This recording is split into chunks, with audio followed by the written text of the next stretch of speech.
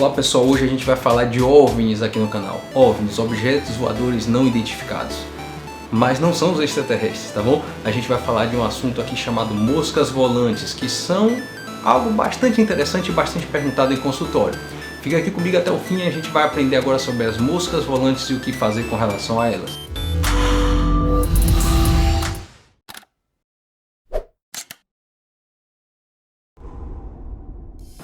Se você não me conhece, eu sou Vitor França, médico oftalmologista.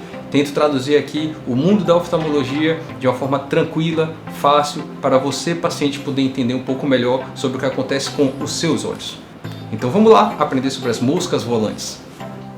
Bom pessoal, apesar de ter o nome moscas volantes, essa situação que a gente está tratando aqui hoje corresponde a várias formas. Alguns de vocês provavelmente já perceberam que quando se deparam um ambiente muito iluminado, saem no ambiente externo, retornam, olham para a parede branca ou para a página de um livro, vocês observam uma mosquinha passando, uma lombriguinha passando, ou eventualmente sensação de que tem uma teia de aranha na frente, ou objetos das mais variadas formas. Isso a gente dá o nome tecnicamente de moscas volantes. E o que é que essas moscas volantes representam? Bom, se você pegar uma fonte de luz, colocar essa fonte de luz na frente de um anteparo, atrás desse anteparo vai aparecer uma sombra. E é exatamente isso que as moscas volantes representam. Ao ser projetada a luz lá no vítreo, na geleia do nosso olho, alguns pacientes vão apresentar algumas pequenas opacidades, para ficar de uma forma mais clara, que vão atrapalhar a passagem da luz, gerando sombra lá na nossa retina, que no final das contas interpreta o estímulo da luz e traduz para a gente, fazendo com que a gente enxergue. Existe um vídeo que eu já fiz aqui sobre como funciona a nossa visão. Dá uma checada lá para você entender o mecanismo fantástico de como funcionam os nossos olhos, e a partir daí vai ficar mais fácil você entender o que eu estou querendo dizer.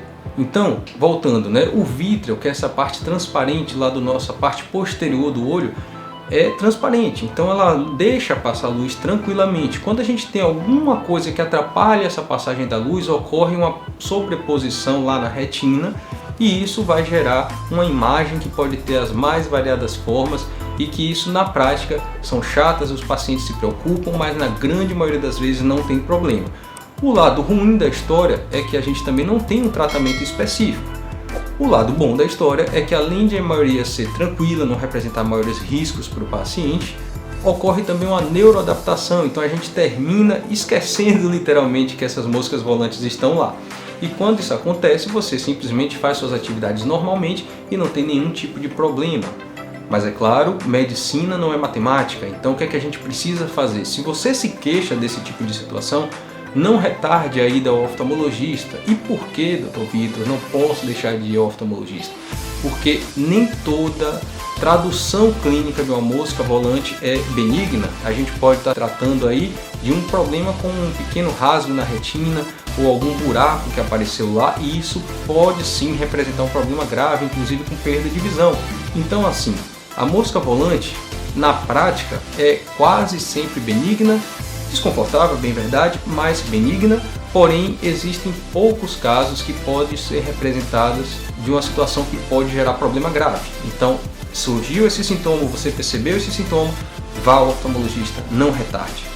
Bom, qualquer pessoa pode ter essas moscas volantes, mas existem grupos que são mais propensos a desenvolver essas queixas. Por exemplo, as pessoas acima de 40, 45 anos começam a ter isso com mais frequência, então quanto mais idade, mais chance de desenvolver esse tipo de queixa. Pacientes que também foram submetidos a cirurgias oftalmológicas como a refrativa, para a correção de miopia e etc. Cirurgias como a de catarata, por exemplo, também podem desenvolver isso. Entretanto, como a gente falou anteriormente, são situações em sua grande maioria das vezes tranquilas. Só demanda, obviamente, um cuidado oftalmológico e uma avaliação completa dos seus olhos. E se você gosta desse tipo de conteúdo, fica aqui comigo, se inscreve no canal, assina o sininho aí para você poder ter as notificações que toda terça-feira a gente manda um vídeo novo. Convido vocês também a encaminharem qualquer dúvida que apareça aí, o que for possível a gente responder via internet, a gente responde. É claro que tudo isso aqui é uma parte educacional que não substitui a consulta médica em hipótese nenhuma. Então procure o seu oftalmologista, faça um acompanhamento do seu sistema visual, dos seus olhos. Só o médico oftalmologista está habilitado para fazer o exame de forma correta, completa, diagnosticar e tratar o problema. Um forte abraço, até a próxima!